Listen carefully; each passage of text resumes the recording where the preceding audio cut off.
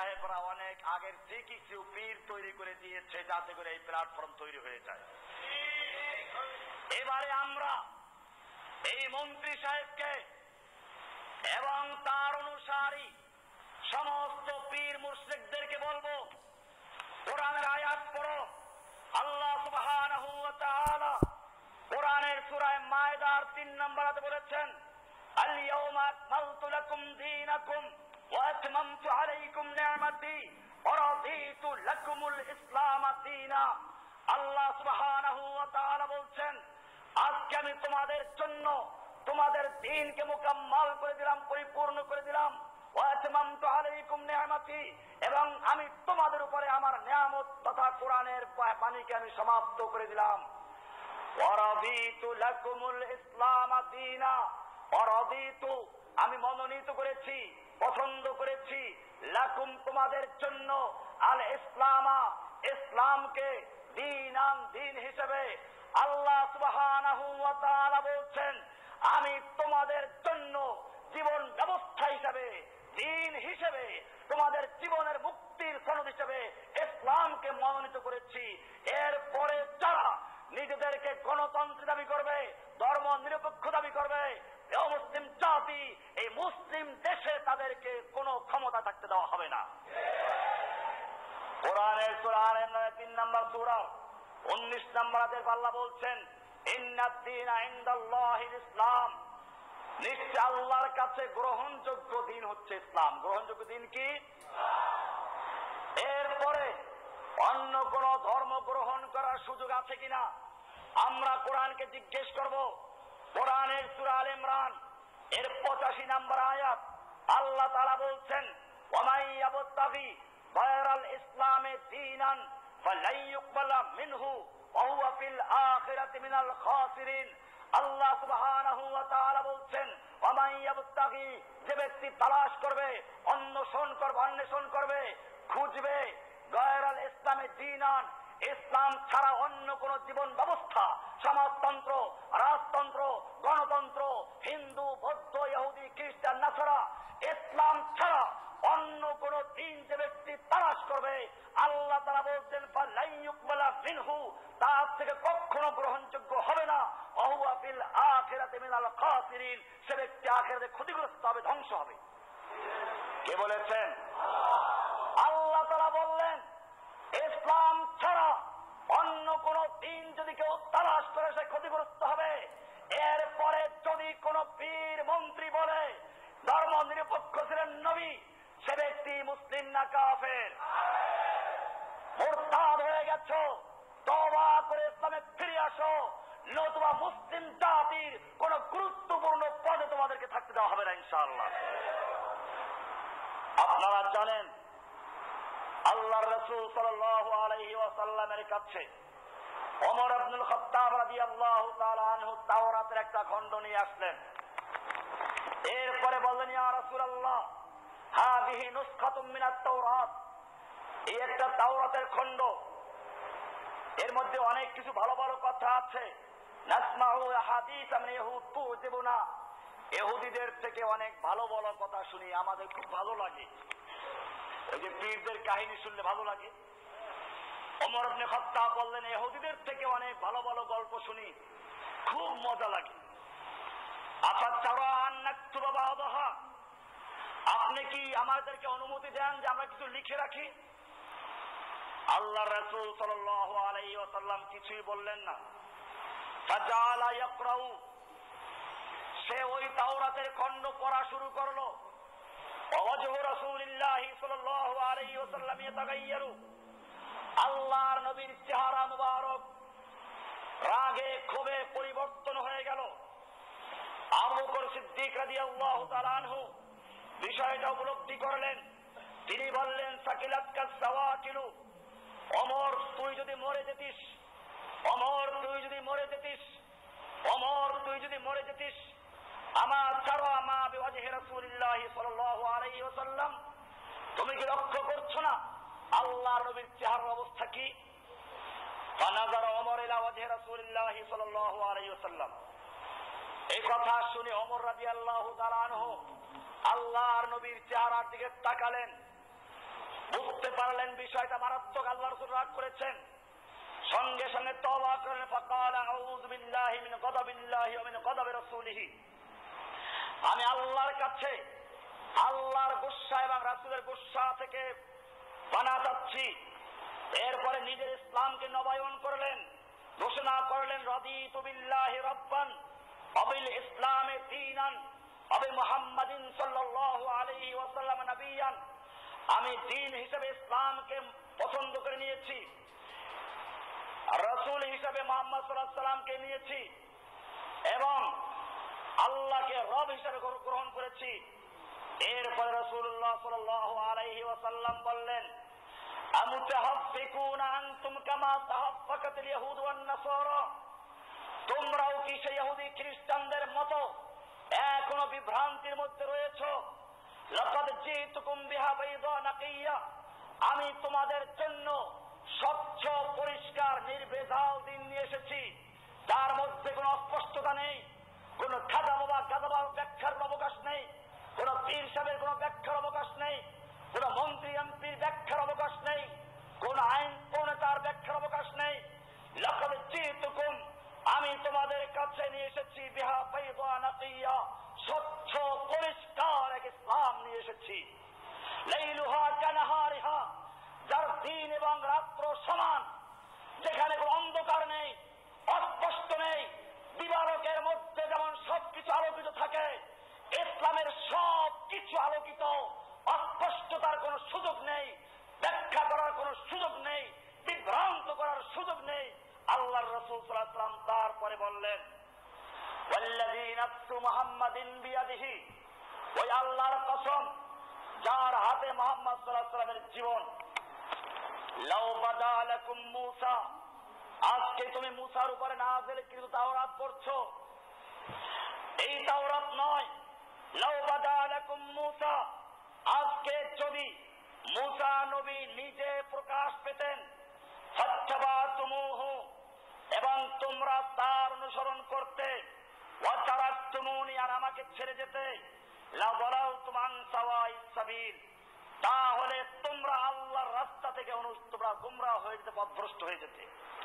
এরপরে বলছেন, ওয়ালাউ কানা হাইয়ান ওয়া আদরাকা নবুওয়াতি, আজকে যদি মুসা নবী জীবিত থাকত এবং আমার নবুয়ত কাল পেত, মা ওয়াসিআহু ইল্লা ইত্তিবাই, তাহলে মুসা নবী পর্যন্ত পরকালে মুক্তি পেত না আমার আনুগত্য করা ছাড়া, ইসলাম গ্রহণ করা ছাড়া। পরিষ্কার হয়ে গেল মুসা নবী একজন নবী। কোরআনে যে সমস্ত বড় বড় নবীদের উল্লেখ করা হয়েছে, যাদেরকে উলুল আযম বলা হয়েছে, তার মধ্যে একজন নবী মুসা আলাইহিস সালাম। তার সম্পর্কে আল্লাহ পরিষ্কার করে দিয়েছেন, আজকে যদি মুসা নবীও জীবিত থাকত এবং আমার নবুয়ত কাল পেত, মুসা নবীর জন্য উপায় ছিল না আল্লাহর কাছে মুক্তি পাওয়া, ইসলাম গ্রহণ করা ছাড়া। এরপরেও যদি কোনো ব্যক্তি বলে আল্লাহর নবী ধর্ম নিরপেক্ষ ছিলেন, পরকালে মুক্তির জন্য ইসলাম ধর্ম গ্রহণ করার কোনো প্রয়োজন নেই, ও আমার জাতি, সেই ব্যক্তি মুসলমান না কাফের। হাদিসটা আছে সুনানে দারিমি 443 নম্বর পৃষ্ঠা, মিশকাতুল মাসাবি 194। হাদিসটি আরো বিভিন্ন কিতাবে রয়েছে, ভালো করে দেখার জন্য বলছি, দেখে নাও, নিজের ঈমানকে শুধরে নাও। হয়তো নাস্তিক মুরতাদদের কথায় ভুল করে ফেলেছো, তওবা করো। এবারে আসুন, ইসলাম ধর্ম গ্রহণ করা ছাড়া পরকালে মুক্তির কোন আশা করা যায় কিনা? অনেকের মনে প্রশ্ন। অনেক ইহুদি খ্রিস্টানরা নেক আমল করে, ভালো কাজ করে, রাস্তাঘাট করে, হাসপাতাল করে এবং তারা ইবাদত করে, এরা পরকালে মুক্তি পাবে কিনা? এজন্য কোরআনের সূরা নূর 24 নম্বর সূরার 39 নম্বর আয়াত পড়ার জন্য বলছি। যদি কোরআন বিশ্বাস করো, যদি আল্লাহর রাসূলের হাদিস বিশ্বাস করো এবং যদি সত্যিকার মুসলিম হয়ে থাকো, কোরআনের আয়াত ভালো করে পড়ো। কোরআনের সূরা নূরের 39 নম্বর নম্বর আল্লাহ বলছেন ওয়াল্লাযীনা কাফারু আমালুহুম কাসারাবিন বিকিআতিন ইয়াহসাবুহু আয-যামআনু মাআ হাত্তা ইযা জাআহু লাম ইয়াজিদহু শাইআ। আল্লাহ রাব্বুল আলামিন বলছেন যারা কাফের, ইসলাম গ্রহণ করা ছাড়া তারা যত বড় নেক আমল করুক, এই নেক আমলের মাধ্যমে পরকালে মুক্তি পাওয়ার কোনো আশা করা যায় না, বরং তাদের সমস্ত নেক আমলগুলো মরীচিকা। কাসারাবিন, আরবিতে সারাব বলা হয়। মরুভূমির দিকে তাকালে দুপুরের রৌদ্রের সময় মনে হয় যেন থই থই করছে পানি। বীজ ফেলা রাস্তায় তাকালে দূরের থেকে মনে হয় পানি থই থই করছে। এটাকে বাংলায় বলে মরীচিকা, আরবিতে বলে সারাবুন। আল্লাহ তাআলা বলছেন কুফফারদের নেক আমল, অমুসলিমদের নেক আমল, আমালুহুম, তাদের যত নেক আমল থাকুক না কেন, কাসারাবিন বিকিআতিন, এই সবগুলো মরুভূমির মধ্যে সেই মরীচিকার মতো, ইয়াহসাবুহু আয-যামআনু মাআ, যেটাকে তৃষ্ণার্ত লোকেরা পানি মনে করে দৌড় দেয় পানির জন্য। হাত্তা ইযা জাআহু, যখন সেখানে দৌড় দিয়ে যায়, লাম ইয়াজিদহু শাইআ, ওখানে গিয়ে সে কিছুই দেখতে পায় না। ঠিক তেমনি ভাবে ইসলাম গ্রহণ করা ছাড়া যত নেক আমল করুক, যত দান খয়রাত করুক, ইবাদত করুক, আল্লাহ তাআলা বলেছেন মরীচিকা। এরপরেও যদি কোনো ব্যক্তি বলে পরকালে মুক্তির জন্য ইসলাম ধর্ম গ্রহণ করার দরকার নেই, সেই ব্যক্তি মুসলমান না কাফের। এবারে আমরা আয়াতের অধীনে দৃষ্টান্ত পেশ করছি। আপনারা জানেন আল্লাহর নবীর আপন চাচা আবু তালেব সারা জীবন নবীর খেদমত করেছে এবং মৃত্যু পর্যন্ত নবীর পক্ষেই ছিল। নবীর পক্ষে থাকার কারণে তাকে ৩ বছর পর্যন্ত অবরুদ্ধ করে রাখা হয়েছিল, বয়কট করা হয়েছিল, সমাজ থেকে তাকে বিতাড়ন করা হয়েছিল। এই আবু তালেব জান্নাতি না জাহান্নামী? কারণ হচ্ছে এই, সে সব কিছু করেছে বংশীয় টানে, ভাতিজার টানে, ইসলাম গ্রহণ করে নাই। নতুবা তার কাছে সব বিষয়গুলো পরিষ্কার ছিল। আপনারা জানেন এই আবু তালেবের কিছু কবিতা আছে। আবু তালেব পরিষ্কার জানিয়ে দিল, যেদিন মক্কার নেতারা তার কাছে আবেদন নিয়ে আসলো, তোমার ভাতিজাকে ইসলামের দাওয়াত দিতে বারণ করো, নইলে আমরা তোমাদের বিরুদ্ধে অবরোধ দিয়ে দিব। আবু তালেব সেদিন তার বংশের লোকদেরকে নিয়ে বসলো, বনু হাশেম বনু মুত্তালিবদেরকে নিয়ে বসলো। এই বনু হাশেম বনু মুত্তালিবের লোকেরা সব এক বাক্যে বলে লাগলো, আমরা আমাদের বংশের মর্যাদার জন্য মুহাম্মাদের পাশে আছি, আমরা প্রয়োজনে যুদ্ধ করব, তবু মুহাম্মদ সাল্লাল্লাহু আলাইহি ওয়াসাল্লামকে ওদের হাতে দিব না। শুধু একজন লোক নবীর বংশের থেকে বিরোধিতা করেছিল, সেই লোকটা নাম আবু লাহাব। এই আবু লাহাব আবু জাহেলের সঙ্গে যোগ দিয়েছিল। আবু তালেব কি ভূমিকা নিচ্ছেন শুনুন। তার বংশের লোকদেরকে একাত্র করে যখন তাদের স্বীকৃতি পেল, এরপরে তিনি মুহাম্মদ সাল্লাল্লাহু আলাইহি ওয়াসাল্লামকে জানিয়ে দিলেন, আল্লাহি লা ইয়াসিলু ইলাইকা বিজামিহিম হাত্তা ওয়াসাদা বিতুরাবি দাফিনা। আল্লাহর কসম, ওরা 14 গোষ্ঠী 18 গোষ্ঠী মিলে তোমার ধারে কাছে আসতে পারবে না। 18 গোষ্ঠী বোঝেন নাই? আল্লাহি লা ইয়াসিলু ইলাইকা বিজামিহিম। আবু তালেব পরিষ্কার করে দিলেন, ওরা সব মিলে, ওদের সব দল মিলে লা ইয়াসিলু ইলাইকা বিজামিহিম, তোমার ধারে কাছে আসতে পারবে না। হাত্তা ওয়াসাদা বিতুরাবি দাফিনা, যতক্ষণ পর্যন্ত আমি আবু তালেব মাটির উপরে থাকবো, মাটির নিচে চলে না যাবো, ততক্ষণ পর্যন্ত ওরা সব মিলে তোমার কিছু করতে পারবে না। কে বলেছিল? এরপর আবু তালেব বলছেন, ফাসদা বিআমরিকা মা আলাইকা গাদাদাতুন ওয়া আবশির ওয়া কাররিব যাকা মিনকা উয়ুনা। তুমি খুশি হও, আনন্দিত হও, তুমি তোমার কাজ চালিয়ে যাও, আবু তালেব এবং তার বংশের লোকেরা তোমার পক্ষে আছে। এরপরে তিনি বলছেন, ওয়াদাউতানি ওয়া আরাফতু আন্নাকা নাসিহি ওয়ালাকাদ সাদাকতা ওয়া কুনতা সাম্মা আমিনা। তুমি আমাকে ইসলামের দাওয়াত দিয়েছো, আমি জানি তুমি আমার হিতাকাঙ্ক্ষী মঙ্গল কামনা করছো, এবং আমি বিশ্বাস করি তুমি সত্য বলেছো, তুমি আমানতদার। ওয়া আরাফতা দীনান ক্বাদ আরাফতু আন্নাহু মিন খায়রি আদিয়ানিল বারিয়াতি দীনা। তুমি আমার কাছে একটা দিন উপস্থাপন করেছো, পেশ করেছো, আমি বিশ্বাস করি এই পৃথিবীতে যতগুলো মতবাদ রয়েছে, দিন রয়েছে, তার মধ্যে তোমার দিন হক। তাহলে তুমি গ্রহণ করছো না কেন? আবু তালেব বলছেন, লাউলাল মালামাতু ওয়া হাযারা মাসাব্বাতিন লাওয়াজাদতানি বিযাকা সামহাম মুবিনা। আজকে যদি আমার কওম আমাকে তিরস্কার করবে, বাপ দাদা ধর্ম ত্যাগ করেছি বলে আমাকে ভৎসনা দিবে, আমাকে গালিগালাজ করবে, এই ভয় যদি না হতো তাহলে তোমার এই দাওয়াতে সর্বপ্রথম লাভদায়ী বলে আমাকে পাইতে আমি সাড়া দিতাম। বোঝা গেল আবু তালেব সবই জানতো, কিন্তু আল্লাহর নবী যে দাওয়াত পেশ করেছেন, ইসলাম পেশ করেছেন, এই ইসলাম গ্রহণ করে নাই। মৃত্যু যখন ঘনিয়ে আসলো, আল্লাহর নবী আবু তালেবের মাথার কাছে গিয়ে বসলেন আর বললেন, চাচা তুমি আমার জন্য অনেক কিছু করেছো, মরে যাচ্ছ, তোমার সবগুলো জিরো, জিরোর কোনো মূল্য নেই, এক লাগাও তাহলে জিরোর মূল্য হবে, লা ইলাহা ইল্লাল্লাহ সাক্ষী দাও, এতটুকু দিলে আমি তোমার জন্য সুপারিশ করার সুযোগ পাবো। আবু তালেব ইসলাম ধর্ম গ্রহণ না করে মারা গেল। আল্লাহর নবী আবু তালেবের জন্য মৃত্যুর পরও দোয়া করতে লাগলেন।